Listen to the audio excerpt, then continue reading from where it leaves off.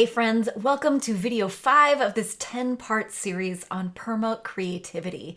5 of 10, that means we're halfway there. So this week we are talking about generate. This is the part where the rubber hits the road. This is where we actually create what we set out to create. And this corresponds to the permaculture principle of obtain a yield. So this is one of the most important principles of permaculture and of creative flow, to obtain value from what you are growing and creating. If what you're growing isn't feeding you and your family and your community, it's time to rethink and redesign. And likewise, if what you're creating isn't putting food on your table and fuel in your energy tank, it is time to reassess what you're doing. If you're not receiving value in the form of wealth, resources, connections, collaborators, publicity, and your core desired feelings, then your current audience just isn't seeing the value in what you're producing. To correct that, you need to make a micro shift in the value that you're producing, the audience you're offering it to, or both. To figure out which micro shift to make first, we return to step 1, always to step 1. Contemplate. Who is your ideal audience? Not the audience you think you can get, not the audience you think you can easily attract, right? But your ideal audience. Who would you absolutely love to be working with and working for? Who shares your values? Who cares about what you care about? Who just gets you and what you're trying to do without you having to do a bunch of explaining? That is your ideal audience. Observe. What does this audience deeply desire? What obstacles are in their way? What are they already doing to try to overcome those obstacles?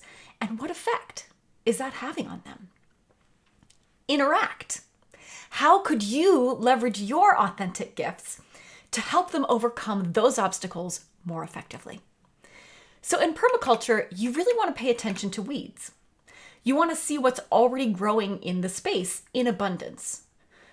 That means if that weed is there, it's there for a reason. It is doing some job there on the land.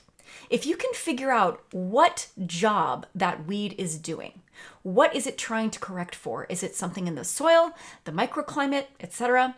If you can figure out what that purpose is, then you can choose more beneficial plants that serve the same purpose. Win-win.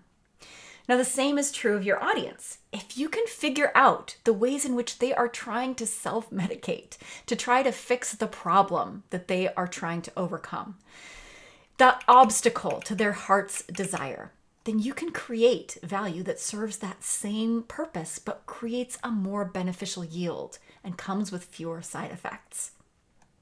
But beware the temptation to think only in terms of a monetary yield, okay? Not only money is a legitimate yield. That kind of thinking is what leads to burning down rainforests and planting palm groves so that and cash crops like coffee, palm oil, cacao, cattle, right? If you only prioritize those gifts and skill sets that you know you can get paid for, not only will you miss out on many an opportunity to create and receive holistic value, massive holistic value, but the world will be deprived of the full spectrum of your unique value too. It's not all about money. Yes, that's important. You gotta eat.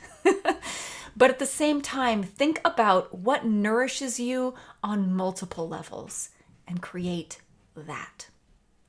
Thank you for joining me this week. Next week, we'll be talking about collaborate, how to use and value diversity. I'll see you there.